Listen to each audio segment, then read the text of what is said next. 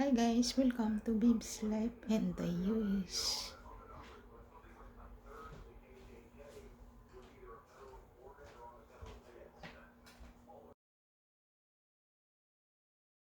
Huge discounts on duvets, quilts, down comfort. You'll get huge discounts on all my pillow bedding, including my pillow bed sheets for as low as $29.98. Get all your shopping ammo on quantities last. Please order now.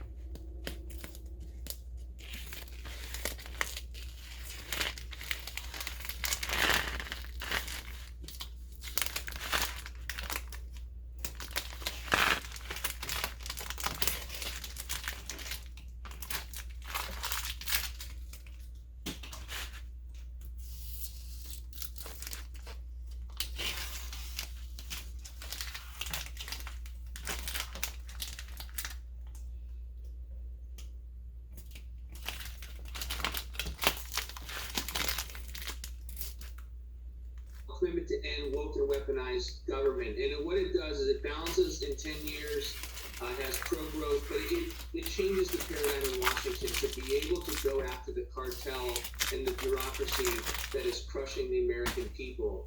And we will continue to put that out there. You can get it at americaweredoing.com. But I wanted to give a real easy filter for anyone that's watching this program as they kind of assess where their member of Congress is. If your congressman is talking about the bureaucracy or the IRS or ATF or Department of Education putting CRT sewage in the public schools, you get a good sense that they're on the right track with how to think about this debt limit. If they're talking about Social Security and Medicare reform, they are taking the shiny object that has been politically unpopular. They do not. To the White House, if they decide to shut the government down, if they decide to shut the government down, then it will be up to them to prioritize the payments. The skin payments will be on them, not on Speaker McCarthy, not on the House GOP. You saw the victory we had on the 5 days to change America. The intense time that was this audience letting people, they got so bad they just cut the switchboards off. This is going to be another one because we have to have a global settlement. You say this in bankruptcy, we have to have a global. We have to take care of everything. We got to have. We're not just going to kick the can down the road anymore. And seeing their model, what we have to do is things like you can't monetize the debt anymore. What I mean by that is that you have Steve, you have tariffs and fees and taxes, right? That come in, and then you have Medicare, Social Security, things that you're contractually obligated by statute to pay out. You got the interest and you have the debt, and you can sell bonds to Japanese insurance companies, the CCP, but even they're kind of tapped out. Only raise interest rates, and you can the guys chase yield, right? Of course, those interest rates raising the American people, so the little guy gets crushed. But then they got Treasury just create bonds, and the Fed buys them. That's how they've been doing the stopgap here. That all has all the games. Trump's got this great phrase, no games. So here's the thing for and really Stephanie Rule and Aaron Burnett was over Goldman Sachs as an analyst as a Grundy. Stephanie Rule's worked on Wall Street, around Wall Street for many years. Maria Bartiromo. Those three could be at the tip of really helping to explain. Just stop with the you've already paid for this. That's nonsense. And nobody buys it. You just look dumb by doing that. But we need a national conversation, and we're prepared to come forward with it with detailed financial numbers of what the scam is, what the lies are, and how the administrative state has the Federal Reserve that just sits there and covers their deficits. And when they want to, they just sit there and put trillions of dollars on the Federal Reserve for liquidity, Steve, as you know. And that liquidity tends to concentrate wealth. And then what they do, they socialize the bailouts. So the public, the little guy faces the bailouts and the taxes, and the wealthy get a concentration of assets, stocks, and bonds. It's a sick game, and the game's going to stop. No, see, and that's, Cortez, you agree with me? It's got to stop. Go ahead, sir. that's such a critical point, is that the little guy, the portables are backstopping the privileged elites who get all of the outside. The portables get none of the outside, but yet have to backstop as they did in the great financial crisis in 2008, 2009, bailing out Wall Street, bailing out the asset managers, but don't share that in the outside. You're exactly right. This equilibrium, this insanity, it absolutely has to stop. I'll put some data on it, by the way, because what are the real world kitchen table ramifications, the tangible ramifications of this profligacy, of this borrowing and spending madness? Well, according to the Heritage Foundation, since Joe Biden took office, the average American household has lost $7,400 in real income, meaning income adjusted for the cost of goods and services that they need in their lives. Minus $7,400 per year in lost income because of this inflation, because of rising inflation. Hold it. You know the way to break it, Steve?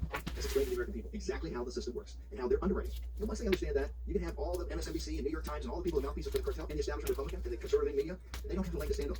That's why I say, hey, first step one, show us the model. Let's see the financial model. I want to see some numbers. Put some numbers on that. Let's sit down and talk. See some numbers, and we'll look at it and review it. The MAGA is the head of the creditors committee, the posse. They want to see some numbers. Let's start there, and we'll get back to you. Short break. Dave Brad, join us next.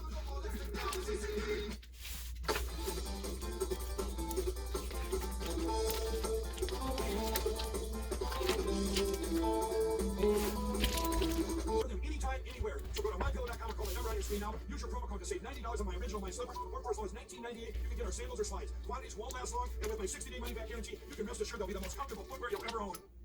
Here's your host, Nicky Matt.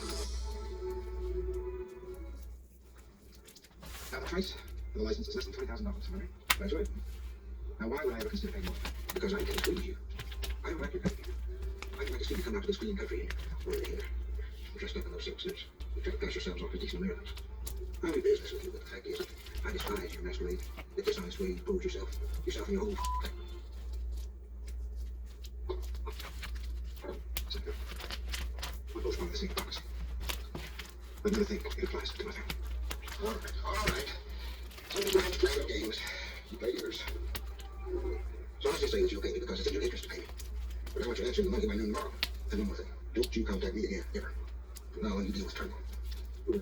Senator, you can have my answer now if you like. My offer is this. Nothing. Not even a fee for the gaming license, which I would appreciate if you would put up personally. Let me down. I didn't know you were out here.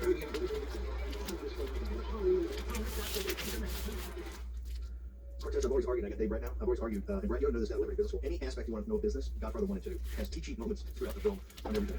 So MSNBC was wrong this morning. It's not that the answer is nothing. It is we want you to pay for it. And that is what Andy Biggs' tweets about. It's time for the administrative state and the wealthy and the folks that control the cartel. We're not going to eat it up. We're going to give you a bid away. You're going to show us the model. And guess what? And you hung on how this is sort of the cartel folks. This is what this negotiation does. Cortez, this is where the Godfather in this negotiation, sir. That's right. You know, there's a big one. You need to know everything. You need to know politics. You're in the Godfather. That is correct. That's one of the greatest scenes in movie history. But great in life, it is the negotiating leverage position that Steve McCarthy has right now. And that is why time is on our side. We earned this right via the voters. The voters have given a mandate to the GOP House to get the economy back on track, to get us into a place of fiscal sanity again. The wages, meaning our income adjusted for the cost. The Sermon on the Mount there. Yeah, that's where your kids will get a grade. I tell you, I can't speak highly enough about Liberty. Every parent ought to check it out. With thinking like that is exactly what we need now. By the way, before I'm going to get Benson here in a second, make sure we got a special deal at mypillow.com today. The slippers, $49.99, you get $90 off. That's going to change over the weekend. It's going to go up. So War Room special one time today. Go to mypillow.com, promo code War Room, get the sheets as low as $29.99, but the slippers for $49.99, $90 off. That's going to change over the weekend. We got a special one-time deal. Go to warroom.com, promo code.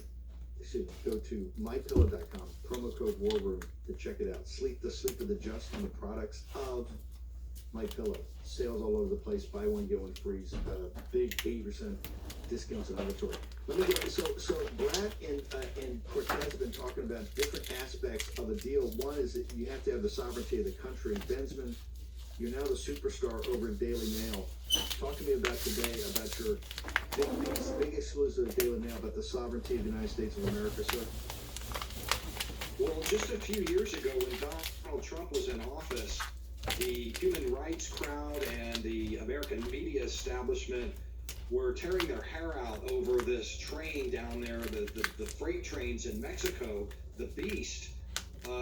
Trump's tough policies were forcing all the immigrants to get on these trains, and they were dying, and they were all forced to somehow circumvent Trump's tough policies. And it was used as an argument, as a cudgel to remove Trump's policies, to make them more lenient. But since Biden came into office, the Beast train is roaring at full throat. I went to Monterrey, Mexico just a couple weeks ago and came back with that video, and my report today finally out in the Daily Mail that nobody's reporting anymore now that the border's wide open under Biden. These trains are mainlining thousands, tens of thousands of illegal immigrants to our borders. And when Biden was down there talking to Obrador, the president, just recently, none of this came up. The administration, if they ever want to, or Republicans in the House ever want to start banging the table about this, they would demand that Mexico shut this down. But what I found instead was they like it. It's wide open. The human rights crowd, the Democrats, everybody loves that these trains are coming out now, and there's no media coverage anymore that these things are hauling all these people to our border. One more thing is, just a few years ago when President Obama had a migration crisis that was a tiny one compared to this. He went to Mexico and said, hey, shut those trains down. They raided them. They had the military down there. They shut that down and they deported everybody they found on those trains. Today, what I found is nobody cares. It's blinders. They're just letting everybody on these trains. There's no cops. There's nothing down there at all to stop this migration. And it's because, well, it works for us now. The borders are open. And so I thought it would be worthwhile to finally go down there and report on the beast. I think I may be the only one to report on La Bestia. Cortez, this gets to the conversation that we have to have, because Biden went down there and there was really nothing about the invasion on the southern border. It's pretty shocking. This is the conversation you want to drive in the whole debt ceiling negotiation. Is stop the game, stop fighting. And look what we're paying for. We're paying for the invasion of our country. We're paying all the NGOs, Berquam and Oscar and Jan are down there. They'll be reporting this afternoon. I think they're down with one of the tribes in the Darien Gap. It's a complete scam, is it not, Cortez? And this is what we have to, a forcing function to have a discussion on the sovereignty of the nation, sir? Correct. This is the forcing function. This is the pressure point. By the way, not only did Biden not press the Mexicans to work with us to secure the border, quite the opposite unfolded down there in Mexico City. President Lopez Obrador actually thanked Joe Biden, if you remember from this video, thanked him for not building any border barriers, for not building any walls, and said he was the first president and many U.S. presidents who hadn't done so. Well, we don't want to be thanked for a lack of border security. We don't want to be thanked by the Mexican president or by the Mexican cartels, even more importantly. But yes, to connect the dots and bring these two issues together, we cannot increase the debt ceiling unless Joe Biden finally agrees to do his job, his most fundamental and first task, the first task of any political leader, law and order, securing the sovereignty of our country, the safety and the financial well-being of the citizens of the United States. If he is not willing to prioritize citizens over illegal migrants, then we can't have a discussion about increasing the debt limit. That's just the reality. We're going to tie it all together in the next hour. Davos is saying, the climate crisis is causing mass immigration. You're just going to have to live with it. That they're climate migrants. You have to live with it. You got RAV as Ben Berkel. To Davos, you guys. Okay, bye everyone, and don't forget to subscribe below and thumbs up to our channel, and check out our Beybs Closet in HCAB and Macari. And also check out our beautiful decor in HNEB. Bye bye guys. See you to the next video. God bless you all. Bye.